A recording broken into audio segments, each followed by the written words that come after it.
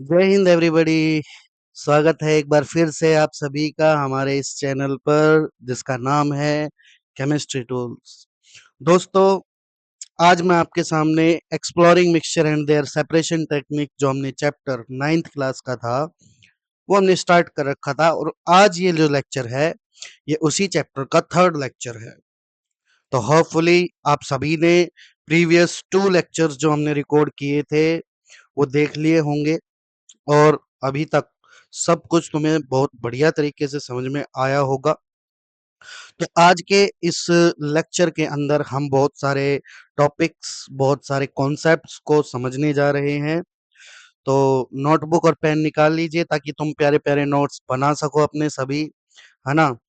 तो और एक छोटी सी रिक्वेस्ट है, कोई भी अगर नया बच्चा है हमारे इस चैनल के ऊपर तो प्लीज दोस्तों चैनल को सब्सक्राइब करना, वीडियोस को ज़्यादा से ज़्यादा लाइक करना और शेयर करना अपने दोस्तों तक, अपने फैमिली मेंबर्स में जो भी जिनको भी रिक्वायरमेंट है, तुम्हारे साथ के जो बच्चे हैं 9th क्लास में उन सभी को शेयर करना, खींच के शेयर करना, ताकि हमारा जो चैनल है वो बूस्ट अप करे और हमें मोटिवेशन मिलता रहे, ताकि अच्छी अच्छी वीडियोस मैं आप लोगों के लिए लेकर आता रहूं और आप अपने कॉन्सेप्ट को और भी ज्यादा बढ़िया बना सको। तो शुरू करते हैं आज के इस लेक्चर को, जिसके अंदर हम पढ़ने जा रहे हैं सॉल्यूशंस के बारे में। तो हमने लास्ट लेक्चर के अंदर मिक्सचर्स के बारे में पढ़ा था। दो तरीके के मिक्सचर होते हैं बेटा जी, होमोजेनस और हेट्रोजेनस। उन सभी चीजों के बारे में हमने डिस्कस कर लिया था। आज मैं तुम लोगों के सामने एक नया टॉपिक जो है सॉल्यूशन वो लेकर आया हूं। तो सबसे पहले देखो, मैंने पहली ही लाइन में क्या चीज कर रखी है। All homogeneous mixtures are said to be true solution. देखो, जितने भी होमोजेनस मिक्सचर होते हैं उन सभी को क्या बोला जाता है बेटा? ट्रू सॉल्यूशन बोला जाता है। क्योंकि लास्ट की वीडियो में हमने सीखा था कि जो होमोजेनस मिक्सचर्स होते हैं ना, उनकी जो कंपोजिशन होती है वो थ्रू आउट द मिक्सचर क्या होती है? एकदम यूनिफॉर्म होती है। यूनिफॉर्म होने की वजह से जो मिक्सचर होते हैं उनके अंदर हम कंपोनेंट्स को इंडिविजुअली क्या नहीं कर पाते हैं? सेपरेट आउट नहीं कर पाते हैं, है ना। और यही आगे चल के किसकी फॉर्मेशन कर लेते हैं बेटा जी? सॉल्यूशन की फॉर्मेशन कर लेते हैं। ठीक है। अब ये सॉल्यूशन होता क्या है ये समझेंगे, सॉल्यूशन के अंदर क्या होता है ये समझेंगे, सॉल्यूशन कितने प्रकार के होते हैं ये समझेंगे, सॉल्यूशन के अंदर कोई भी चीज कितने अमाउंट में मिक्स है ये समझेंगे, उन चीजों को किस तरीके से रिप्रेजेंट किया जाता है ये समझेंगे। तो बहुत सारी चीजें हैं समझने के लिए। बस तुम लोगों का साथ चाहिए, तुम लोगों का सपोर्ट चाहिए। तुम लास्ट तक बने रहना इस वीडियो में और देखना किस तरीके से तुम्हें सारी चीजें वन बाय वन समझ में आती है। तो सॉल्यूशन होता क्या है? ए solution is said when two or more than two non-reacting components are mixed uniformly in any ratio it's said to be solution। तो यहाँ पर सॉल्यूशन क्या होता है बेटा? जब दो या दो से अधिक नॉन रिएक्टिंग कंपोनेंट्स को मैं क्या कर देता हूँ? मिक्स कर देता हूँ। और मिक्स भी कैसे करता हूँ? यूनिफॉर्मली। किसी भी रेशियो के अंदर उनको अगर मैं यूनिफॉर्मली मिक्स आउट कर देता हूँ तो उसको बनने वाले मिक्सचर को मैं क्या कहूंगा बेटा जी? सॉल्यूशन कहूंगा। होपफुली ये चीज तुम्हें समझ में आई होगी। जैसे यहाँ पर मैं एक छोटा सा एग्जाम्पल ले सकता हूँ। जैसे एग्जाम्पल में यहाँ लिख रहा हूँ। एग्जाम्पल क्या हो सकता है? जैसे NaCl को मैं किसके अंदर मिक्स मिक्स कर दूं? वाटर के अंदर मिक्स कर दूं, तो मेरे पास एक सॉल्यूशन तैयार हो जाएगा। अब यहाँ पर NaCl जो है वो वाटर के साथ किसी प्रकार की कोई रिएक्शन नहीं दिखाता है, क्योंकि NaCl और वाटर रिएक्टिंग नहीं है ना। इसीलिए दोनों मिलकर क्या बना रहे हैं? सॉल्यूशन बना रहे हैं। देखो, डेफिनेशन के अकॉर्डिंग चलना। डेफिनेशन में मैंने कहा है non reacting components are mixed uniformly. Non reacting का मतलब है जो आपस में रिएक्ट ना करते हो। अब जैसे कैसे पता चलेगा कि NaCl और वाटर आपस में रिएक्ट नहीं करते हैं? तुम नमक लो और पानी के अंदर मिला दो, और फिर उसी पानी को इवेपोरेट होने के लिए छोड़ दो। जैसे ही तुम इवेपोरेट होने के लिए छोड़ोगे तो सारा का सारा पानी इवेपोरेट हो जाएगा, और नीचे कौन बचेगा? नमक बचेगा, जो कि चीख चीख कर ये कह रहा होगा कि मैं पानी के साथ रिएक्ट नहीं किया हूँ, है ना, इसीलिए मैं अकेला रह गया हूँ। अगर ये रिएक्ट कर लेता तो कोई तीसरी कोई नई चीज बनती, और फिर वो सॉल्यूशन अगर इवेपोरेट होता तो सारी चीजें उसके साथ इवेपोरेट होती। लेकिन NaCl यहाँ अकेला रह गया और पानी अलग हो गया, है ना। तो इससे पता चलता है कि NaCl और वाटर नॉन रिएक्टिंग है। ऐसे ही शुगर और वाटर भी क्या है, नॉन रिएक्टिंग है। दोनों को मिक्स करने से क्या बनता है, सॉल्यूशन बनता है। अच्छा जी, अगली लाइन पे चलते हैं हमारे पास। Any solution contains any solution contains two components. कोई भी सॉल्यूशन होता है उसके पास दो कंपोनेंट होते हैं। पहला होता है बेटा जी सोल्यूट, और दूसरा कौन सा होता है, सॉल्वेंट होता है। अब यही समझना है कि सोल्यूट क्या है और सॉल्वेंट क्या है। ठीक है जी, चलो बहुत बढ़िया। अगर तुम्हें ये बात समझ में आई है तो बहुत बढ़िया। देखो सोल्यूट और सॉल्वेंट दो कंपोनेंट है। अब सबसे पहले मैं तुमको बता रहा हूं कि ये सोल्यूट क्या होता है। देखो सोल्यूट क्या होता है, वो कंपोनेंट होता है जो सॉल्यूशन के अंदर लेस अमाउंट में प्रेजेंट होता है। जो भी लेस अमाउंट में प्रेजेंट हो उसी को ही हम क्या बोलते हैं, सोल्यूट बोलते हैं। जैसे एक बहुत अच्छा एग्जांपल देता हूं। दो दारूबाज एक साथ बैठे हैं और आपस में पैग बनाने लग रहे हैं। यदि वो एक गिलास ले और एक गिलास पानी के अंदर यदि मैं एक ढक्कन अल्कोहल मिला दूं, तो यहाँ पर अल्कोहल क्या कहलाएगा बेटा जी, सोल्यूट। और जो मेरा वाटर है एक गिलास जो मैंने लिया था वो सॉल्वेंट कहलाएगा, है ना। और सॉल्वेंट क्या होता है, जो सॉल्यूशन के अंदर मोर अमाउंट में यानी जो ज्यादा अमाउंट में प्रेजेंट रहता है वो सॉल्वेंट कहलाता है। तो यदि मैं पानी ज्यादा ले रहा हूं और अल्कोहल कम ले रहा हूं, तो वहां पर पानी क्या है, मेरा सॉल्वेंट है, और अल्कोहल क्या है, मेरा सोल्यूट है। होपफुली तुम्हें समझ में आया होगा।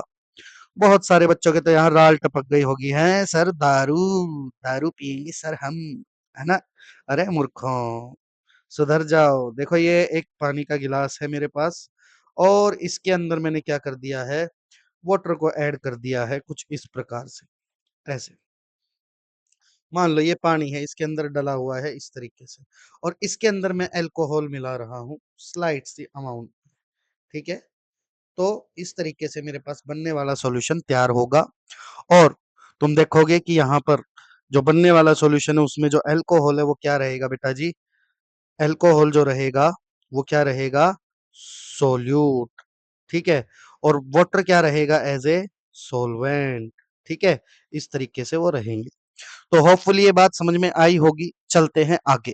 अब हमारे पास अगला जो आता है वो आता है पॉइंट्स टू रिमेम्बर। पीटीआर जहां पर लिखा लिखा मिले, लिखा हुआ मिले, समझ जाओ उसका क्या मतलब है, पॉइंट टू रिमेम्बर। याद रखने वाली कौन सी बात है ये देखना है हमें, पॉइंट्स टू रिमेम्बर, है ना। अब मैंने पॉइंट्स टू रिमेम्बर में क्या लिखा है, if both are present in equal amount. तुम्हारे में से कोई भी एक शरारती बच्चा ऐसा कह दे कि सर मैं तो है ना जितना पानी ले रहा हूं ना उतनी ही दारू लूंगा। अब बताओ जी सोलवेंट कौन है और सोल्यूट कौन है। तो तुम देख सकते हो, अगर दोनों इक्वल अमाउंट में है तो solvent will be decided according to dielectric constant value. तो अगर दोनों इक्वल अमाउंट में आ जाए तो डाइलेक्ट्रिक कांस्टेंट क्या करेगा, हमारे पास बताएगा हमें कि कौन सोल्यूट होगा और कौन सॉल्वेंट होगा। तो मैंने यहाँ पर लिख भी रखा है, जिसका डाइलेक्ट्रिक कांस्टेंट ज्यादा वो सॉल्वेंट होगा। तो जिसका डाइलेक्ट्रिक कांस्टेंट ज्यादा होगा वो सॉल्वेंट होगा। अब मैं यहाँ पर तुम्हें बता देता हूं कि जो हमारे पास वाटर होता है उसका डाइलेक्ट्रिक कांस्टेंट बहुत ही ज्यादा होता है, लगभग लगभग ज्यादा होता है, बहुत ज्यादा होता है, जिसकी वजह से वाटर को हम क्या बोलते हैं बेटा जी, यूनिवर्सल सॉल्वेंट का हमने इसको दर्जा दे रखा है, क्योंकि ये मैक्सिमम चीजों को क्या कर सकता है, अपने अंदर डिजोल्व कर सकता है। तो देखो दारू का नाम सुनते ही कई लोगों की शक्ल तो ऐसी बन गई होगी, है ना, ये तुम्हारे सामने आ रहा है ना। वैसे तो एक जोक है ना। देखो कोई एक दुकान है, उसके ऊपर कस्टमर गया और कस्टमर ने कहा this item is not prized, it means it's free. दुकानदार ने कहा कि भाई इसके ऊपर प्राइस नहीं लिख रखा है, इसका मतलब तो ये फ्री होगा, है ना। तो जो सुपरमार्केट का कैशियर है वो कैसी शक्ल बना रहा है उसकी तरफ देखकर, है ना। तो मैं तो कहता हूँ कि ये कुछ बच्चों की शक्ल ऐसी बन गई होगी, ऐसी, है ना, ऐसी बन गई होगी दारू का नाम सुनते ही, है मूर्खो सुधर जाओ सुधर जाओ सुधर जाओ, है ना। ये शकल जो है किसी में मिलती जुलती लगती है, पर मैं नाम नहीं लूंगा। ठीक है, हाँ, आगे चलते हैं। देखो अगला जो हमारे पास आता है वो आता है कंसेप्ट ऑफ वोलाटाइल और नॉन वोलाटाइल सब्सटेंस का। दोस्तों वोलाटाइल सब्सटेंस क्या होते हैं, वोलाटाइल सब्सटेंस होते हैं ऐसे सब्सटेंस जो वेपर्स बना लेते हैं इजिली, उनको हम क्या बोलते हैं, वोलाटाइल सब्सटेंस बोलते हैं। फॉर एग्जांपल वाटर है, पेट्रोल है, डीजल है, परफ्यूम है, एटसेट्रा, है ना। तो मतलब क्या है, कुछ लोग जैसे पेट्रोल का नशा करते हैं। पेट्रोल का नशा सर जी कैसे? अरे भैया, कुछ लोग क्लास में सोए हुए मिलेंगे, कुछ लोग बातें करेंगे, है ना? टीचर पढ़ाता रहेगा, ध्यान नहीं देते हैं, इसका मतलब है वो पेट्रोल का नशा कर कर आते हैं। उनके दिमाग पे कुछ भी चिट्ठी नहीं रेंगती है कि टीचर कुछ कह रहा है, पढ़ लें कि नहीं पढ़ लें, है ना? अब सर नशा कैसे होगा ये बताओ हमें तो पेट्रोल का। अरे भैया जी, यहाँ पर मान लो एक गिलास लिया किसी बच्चे ने और उसके अंदर डाल लिया है पेट्रोल। ये है पेट्रोल, है ना? और पेट्रोल को वो क्या करेंगे? स्मेल करेंगे, जैसे ये किसी बच्चे की नाक है ना? और वो यहाँ से वेपर्स बनते रहेंगे इसके पेट्रोल के, और वो क्या करेगा? जोर से सांस लेगा ताकि ये जो वेपर्स है उसकी नाक में चले जाए। जैसे ही ये वेपर्स उसकी नाक में जाएंगे, उसकी दिमाग में चढ़ेंगे और उसको नशा होगा किसका? पेट्रोल का, है ना? मैं तो मजाक कर रहा हूँ बेटा, पेट्रोल का कोई नशा नहीं होता है ना? बस ये है कि पेट्रोल की जो स्मेल होती है वो थोड़ी सी कई लोगों को पसंद आ जाती है, तो इसीलिए वो पेट्रोल को सूंघते रहते हैं, सूंघते रहते हैं, ऐसे डीजल को भी सूंघते रहते हैं, सूंघते रहते हैं। तो ये क्या होते हैं? पेट्रोल और डीजल के नशे ही तो होते हैं, है ना? ऐसे ही कुछ लोगों को परफ्यूम्स का नशा होता है, अच्छे अच्छे परफ्यूम्स खरीद के लाते हैं महंगे भाव के, है ना? और फिर सारे दिन उनको सूंघते रहते हैं, तो परफ्यूम का भी नशा होता है। अच्छा, जिस जिस चीजों के वेपर्स बनते हैं उनके अंदर से उनकी कोई ना कोई तो स्मेल होती है, जैसे पेट्रोल की होती है, डीजल की होती है, परफ्यूम की होती है ना? कुछ जरूरी नहीं है कि हर बार ही स्मेल हो, जैसे वाटर की नहीं होती, है ना? लेकिन मैक्सिमम चीजें जिनके वेपर्स बनते हैं उनकी स्मेल होती है कुछ ना कुछ। अब तुम देखो साइड में मैंने ये डायग्राम बना रखा है, ये कोई भी एक लिक्विड है जो कैसा है? वोलेटाइल है। तो तुम देख सकते हो ये एक क्लोज्ड कंटेनर है और इसके अंदर बहुत सारे वेपर्स बने हुए हैं। इसका मतलब ये जो हमारे पास लिक्विड है ये कैसा है? वोलेटाइल है, ठीक है? तो इन सभी के केस में क्या हो रहा होगा? अगर इन सभी को मैं एक बंद ऐसे ही कंटेनर के अंदर रख दूं तो ऐसे वेपर्स बनना स्टार्ट हो जाएंगे। तो तुम देख सकते हो अच्छे से यहाँ पर क्या बन रहे हैं, हमारे पास वेपर्स बन रहे हैं, ठीक है? अगला हमारे पास कॉन्सेप्ट आता है इसी में ही, नॉन वोलेटाइल का। नॉन वोलेटाइल सब्सटेंस ऐसे सब्सटेंस होते हैं जो वेपर्स नहीं बनाते हैं, easily do not form vapors are said to be non volatile। ये ऐसे लिक्विड होते हैं जिनके क्या नहीं बनते हैं? वेपर्स नहीं बनते हैं। तो ऐसे कंपाउंड्स को क्या बोला जाता है? ऐसे सब्सटेंस को क्या बोला जाता है? Non volatile. जैसे एग्जांपल ले सकते हो यूरिया, शुगर, NaCl एटसेट्रा, ठीक है? एक बात और बेटा जी, अगर किसी को भैया जी नोट्स बनाने में दिलचस्पी नहीं है कि भैया हम नोट्स नहीं बनाएंगे, तो प्लीज कमेंट सेक्शन में कमेंट कर दे कि भैया सर मेरे को नोट्स नहीं बनाने का है, मैं PDF भेज दीजिए मेरे पास, मैं उसको प्रिंट करवा लेगा। तो भैया जी मैं उसको प्रिंट भी करके दे दूंगा, मतलब प्रिंट के लिए PDF दे दूंगा। ऐसे सिर मत आ जाना कि सर आपने बोला था वीडियो में, मैं प्रिंट करके दे दूंगा। मैं PDF दूंगा भैया, PDF दूंगा, PDF अपने प्रिंट करवा लेना, है ना? अगर नोट्स अच्छे लगे, और अगर खुद के अच्छे लगे, खुद का बनाना अच्छा लगे तो खुद भी बना सकते हो, कोई दिक्कत वाली बात नहीं। साइड में साइड में मैंने डायग्राम बना रखा है जिसमें देख सकते हो एक लिक्विड भरा हुआ है, कोई वेपर्स यहाँ पर नहीं दिख रहे हैं। तो नॉन वोलेटाइल के केस में हमेशा ऐसा ही होगा, यहाँ पर कोई वेपर तुम्हें देखने के लिए नहीं मिलेगा। देख रहे हो? देख रहा है विनोद? कोई वेपर नहीं बन रहा है। अगला देखो जी, अगला हमारे पास आता है पॉइंट्स टू रिमेंबर, PTR।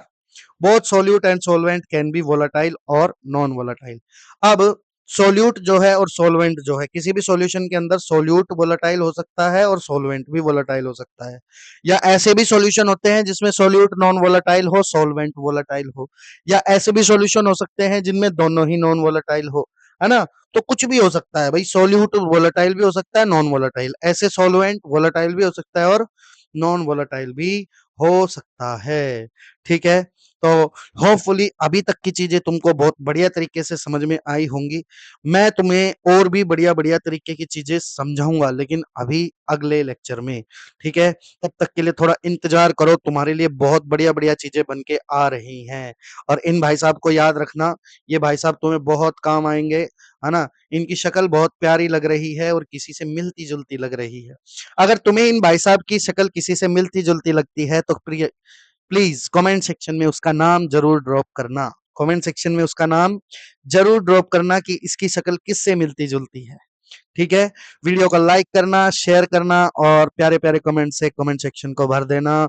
और नए हो तो प्लीज चैनल को सब्सक्राइब करना, शेयर करना ज्यादा से ज्यादा। मिलते हैं अगली वीडियो में, तब तब तक के लिए जय हिंद, सब्बा खैर, good night, good evening, good morning, जब भी मेरी ये वीडियो देख रहे हो। Love you all and please support me. Thank you, मिलते हैं अगली वीडियो।